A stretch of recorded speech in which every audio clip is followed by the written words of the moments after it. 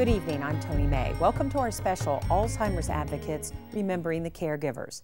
This next half hour is dedicated to just that, the thousands of loved ones who are right now taking care of a spouse, a parent, a sibling, or a friend who is battling the debilitating disease. It is estimated that every 72 seconds, someone in the U.S. is diagnosed with Alzheimer's. So the chances of you or someone you know being a victim is very real. And the likelihood of you being a caregiver is even more so.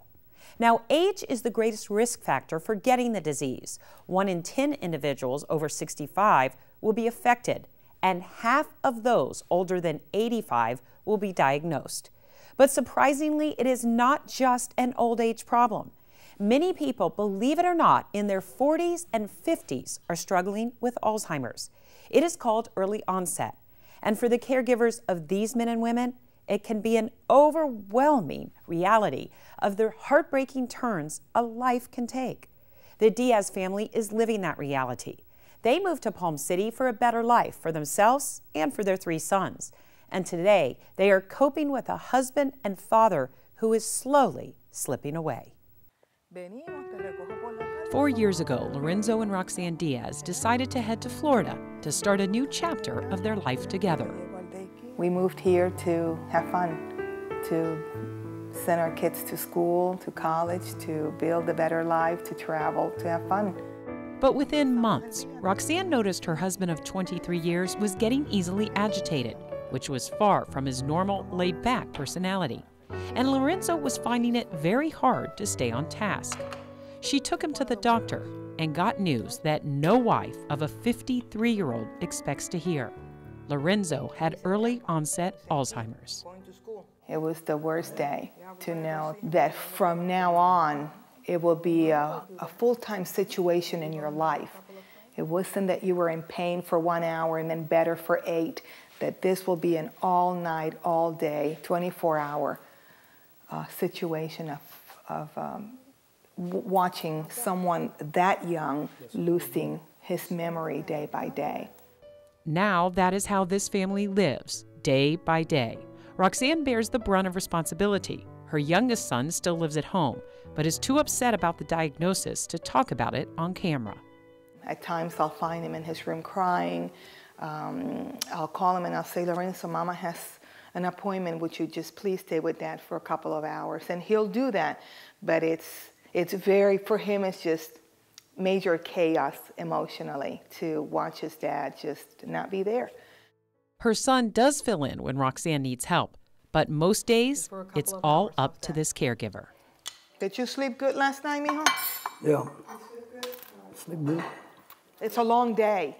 My day starts early, and then I take care of Lorenzo, and in the meantime, you're thinking about, I have to pay this, I have to do this, and so I have a to-do list to be able to manage it all. I just can't get up and just whatever happens. It's more of a structure. She gets Lorenzo dressed and looking nice because that was always important to him, and then makes sure he takes his daily medicine. And if it is a good morning, the two can share breakfast together. You want to have more cheese?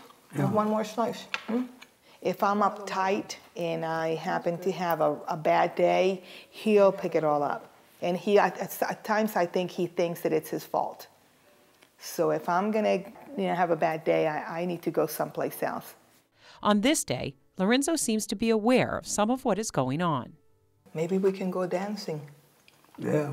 You like to go dancing? These are the days Roxanne lives for, because most aren't this good. Oh, that's your father. So, most of the time I'm Lorenzo's sister. And I'll say, no, Lorenzo, I'm your wife. And at times he doesn't know the kids. He'll come to me and say, who is that? And that's your son, Lorenzo. This caregiver says the key to success is staying calm and taking advantage of resources and programs that offer a bit of respite. Several days a week, she brings Lorenzo to a local daycare program. I knew for his sake it would be a good place to be. Me having him sit and watch TV for a period of 4 or 5 hours was not gonna be a good thing for Lorenzo. Go to the house. Okay. It wasn't always this easy to leave her husband in a place where he didn't seem to fit in. You are walking into a place that everybody, it's more, it's older. And so here you're leaving a 50 so much plus man in an environment of, patients over 70 and 80 and 90. And so that was kind of like, wow, So for these few hours, Roxanne focuses on her Mary Kay business, something that she says has helped her cope. The fact that I can go into my pink bubble and have fun and do what I love to do and be around other women, and it's great for me. It fills my cup every day that I can go do that. The lily. It's Lily. She also gets joy from the brief glimpses of the man she fell in love with on the first night they met at a group dance. You're doing a good job. I tell you one thing, this woman is a fighter, what am I gonna do with her? I mean, it's serious, It would be, I don't want to talk about it. I love you.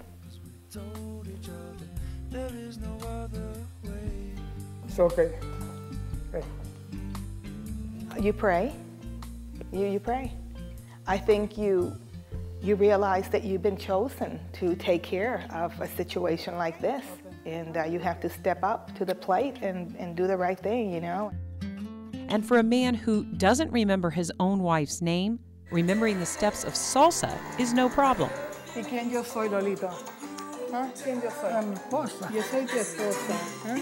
I know that 5 minutes later, 5 seconds later, he won't remember the setup here, that we were dancing, that we were together. 5 seconds later. Roxanne says to survive this, you can't focus on the forgetting. You must get through the day with your sanity intact. Do I fall apart? Yes, sometimes I run to the park down in Stewart, and I sit there and I take a book and I just pray and cry, and since crying is so good, I'll cry a lot, and then I just go about my thing.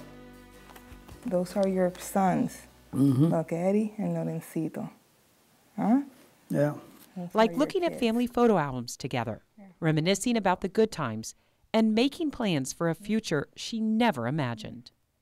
The thought of having to put Lorenzo in an assisted living facility, and your savings are not set for that situation. That could happen anytime. It could be the next 6 months. It could be a year from now.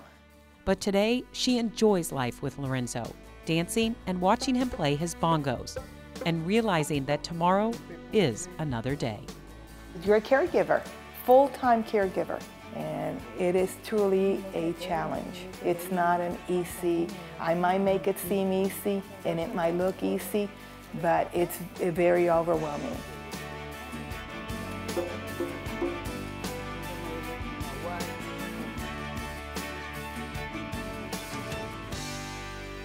I love you. Well, obviously, Roxanne's positive attitude and undying spirit are what keeps her focused on what she must get done each day. But not every caregiver is as prepared. Here are a few suggestions from our partners at the Alzheimer's Association of Southeast Florida on how to cope. 10 ways to be a healthy caregiver. Get diagnosis as early as possible. Know what resources are available. Become an educated caregiver. Get help. Take care of yourself. Manage your level of stress. Accept changes as they occur. Do legal and financial planning. Be realistic. Give yourself credit, not guilt.